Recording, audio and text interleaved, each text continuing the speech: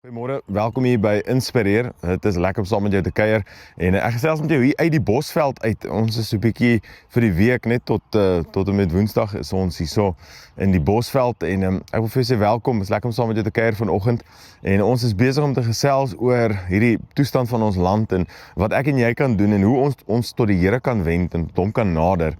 En hoe ons hom kan vertrou om sake en die stand van ons land reg te ruk. En ek het met jou gejourney die laaste 2 dae vir jou gesê dat ons redder kom nie uit 'n spesifieke land uit of ons wag nie op iemand om nou op te staan en ek onthou ons as volk het veral hier in die middel vroeë 2000s toe was ons almal op soek na 'n redder en daar was 'n spesifieke man in Suid-Afrika, 'n sanger en ons het so gehoop dat daai man nou gaan opstaan en hierdie land nou gaan regryk en dit het toe nooit gebeur nie. Elke keer wat ons hoop vestig op 'n mens, dan word ons teleurgestel.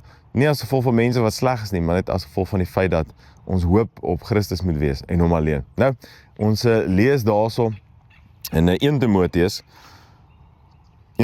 2 vanaf vers 1. Hy sê, heel eerste versoek ek smekinge, gebede, voorbidding en dankgebede vir alle mense gedoen word, vir konings en vir almal wat gesagsposisies beklee, sodat ons 'n rustige en stil lewe in alle godsvreesendheid en waardigheid kan lei. Wat vir my interessant is hierso is 2 dinge. Eerstens begin hy sê, ek versoek dat smekinge, gebede, voorbidding en dankgebede vir alle mense gedoen word, vir alle mense. En dan tweedens sê hy, vir konings, vir almal wat gesagsposisies beklee. Nou, wil ek jou vra, en ek hoor wanneer mense praat, die mense wat bekommerd is oor die land, is bekommerd oor hulle eie belange. En ek beleef dat ons maar as mense selfsugtige spesies is, maar wanneer mense praat, dan hoor ek, hulle is bekommerd oor hulle eie eiendom. Mense is bekommerd oor hulle eie familie, hulle eie gesin, hulle eie belange, hulle eie geld, hulle eie dinge wat hulle iewers in belê het, maar min oor ander mense. En Paulus kom rig ons weer hierso, hy sê, vir alle ander mense moet ek en jy bid. Dis dieselfde Paulus wat sê, dink meer van medegelowiges as van julleself, en vir hom is dit belangrik dat ek en jy ander mense in ag neem, en dat dit nie net oor my eie belang gaan nie. Maar ons is so vinnig om te dink, dit gaan oor my, dit gaan oor my belang, dit gaan oor my dinge, my huis, my goede, en daarom gaan ek en my gesin immigreer, of daarom gaan ek en my gesin hierdie stappe neem, of daarom moet hierdie persoon intree, solank ek net okay is. En ek wil vir jou sê, as gelowige word ons geroep om onselfsugtig te leef. Ons is geroep om God en ander mense te dien in ons lewe en met ons lewe. En ek dink ons moet ons fokus weer reg kry en skuif, en ek dink Janke het laasweek so mooi met ons gedeel oor fokus, waar ons moet kyk, waar ons moet droom, waar ons moet dink.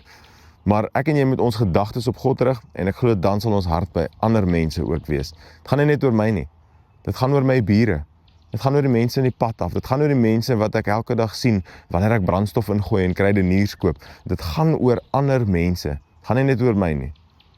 Ander mense is vir my belangrik. En ek wil jou vra, kan ek en jy begin om vir ander mense ook te bid? Weet wat van mense wat geen belang het nie, wat van mense wat geen eiendom het nie, wat van mense wat dit voor lyk of daar geen toekoms of heenkome is nie. Kan ek en jy begin om daai mense in gebed op te dra voor die Here? Kan ons vir hulle bid? En dan tweedens, kan ons vir mense bid in gesagsposisies. Mense wat die leiers is van ons land. En hier is dalk iets wat jy nie geweet het nie, maar jou post op Facebook bereik nou nie die president nie.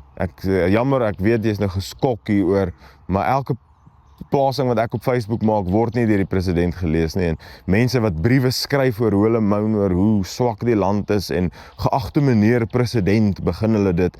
Ek wonder of dink hierdie mense regtig dat die president en die kabinet sit en hierdie goed lees en dink, ja nee, ek het nou nie geweet, Wilhelmina voel so sterk oor hierdie saak nie.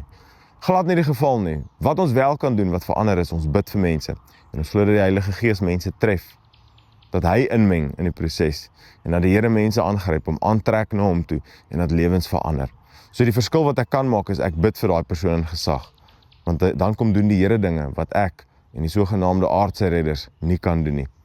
Dis maar net iets vir my en vir jou, mag ons, in ander belangstel, mag ons bekommerd wees, maar ook mag ons bid vir ander, mag ons hulle in gebed opdra, Here, en ook so die, wat in gesagsposisie is, en dan sien, hoe die Here ons land transformeer en seën.